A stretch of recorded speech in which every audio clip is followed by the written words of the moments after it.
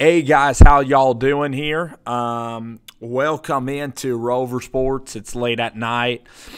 I wanted to give y'all kind of a I kind of wanted to give y'all my interpretations of the press conferences today that were held between Freddie Kitchens and held between Adam Gase.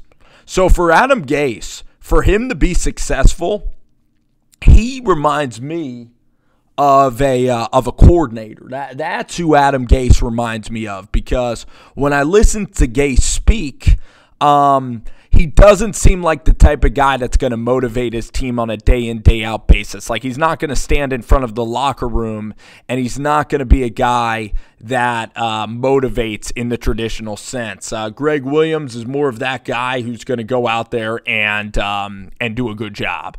Adam obviously was a little bit nervous to be speaking, in the public eye today. I thought Chris Johnson came off poorly. He didn't raise his voice at all. There was no excitement in his voice. And Adam Gase was quirky, standing up and talking there. It's a difficult setting, and I understood his nerves. I actually felt compassion for the guy going into that situation. But what I took from the interview, and what I took from a better interview that you guys should go watch, is the WFAN interview after, with four guys like Michael Kay on the Yes Network, actually. And he seems more comfortable just chatting it up with the guys about football and about scheme. He's a guy that absolutely loves football. He buries himself into football and into schematics. He would be a very good offensive coordinator. The problem is with Adam Gase is, can Adam Gase relate to his players? Can he relate to an entire team? And can he lead a whole team?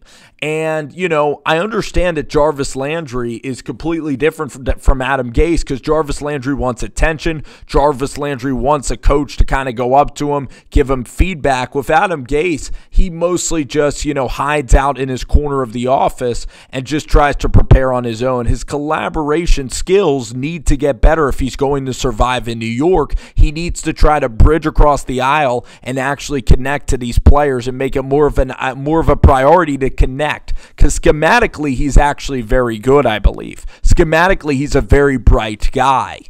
He does love football and he does love coaching, but he takes it in a too much of a scientific approach. I want to see Adam Gase actually go out and try to make an effort to get along this time around with the Jets receivers, ask these guys what they like, and actually collaborate with Mike Maccagnan. Because the problem in Miami is Tannenbaum, they'd go out and they would just look at what player is a really good player. So they get Jay Ajayi. And Jay Ajayi is a more outspoken player. Maybe not a quiet guy that Gase would get along with. Then they get a Jarvis Landry, who's a very outspoken personality that Mike Tannenbaum really liked and who was a talent. However, his personality did not get along with Adam Gase. So Adam Gase, he needs to take more of an interest in the personalities that he's bringing into the building, instead of just using these guys as robots playing football.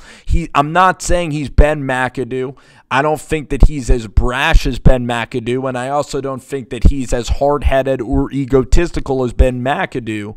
But it's really concerning to see Adam Gase in this presser just not talk about player relationships, because I think that might be his downfall. It was his downfall in Miami. There's a lot more to the game as a head coach than just X's and O's and getting these guys ready to play football. X's and O's and schemes, that's obviously important, but the stuff in between game day, the way you practice, the way you set a culture, the way you make sure that everybody's going in the right direction, I don't know if Adam Gase is going to be that guy to lead the team and do that job. I think Greg Williams is a lot more on top of that. He's a lot more on top of chemistry, a much better leader, a much better motivator of men, and I think that you could see Greg Williams take over this team possibly this year or next year. I don't think Adam Gase last 2 years in New York. I just think that the fire of Jamal Adams, the impatience that the Jets fans have with the Todd Bowles firing, which was justified, but the players right now, their world has been shocked because of the coaching change, and now that they've had the coaching change, they're going to be even more impatient for success. And, it has to be the only freaking way it's going to work, which again, I don't see working at all. I called it a horrible hire. The only way it's going to work is if Greg Williams is spectacular on the defensive side of the ball, and he's pretty much like the head coach of the defense, and he's the outspoken guy in the locker room, and then Adam Gase just somehow sits in a room and deals with offense, and Adam Gase will just be the offensive coordinator. But put it this way, Matt Rule, Todd Monken, even Mike McCarthy, they command rooms. And the best coaches that I've ever seen, command rooms. Even Bill Belichick, I'm sure when he's giving a speech, he commands a room. Nick Saban. I don't really know of head coaches that are any good that don't get up in front of a team, command the room, tell the team how to practice, are accessible.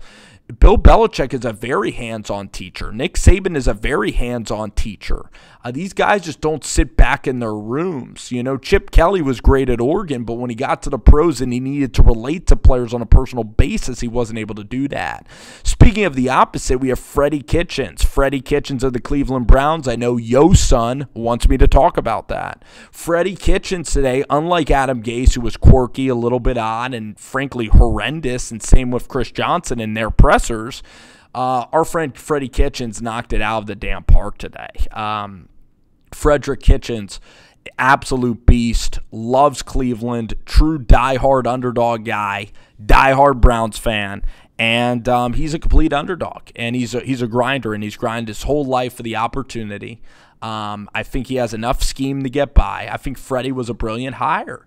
And Freddie is all in on winning a championship. My favorite line he said in the presser was 7-8 is not good enough. It's never acceptable. I'm tired of people, patting us on the back for having an improved 7-8 season. That doesn't mean jack.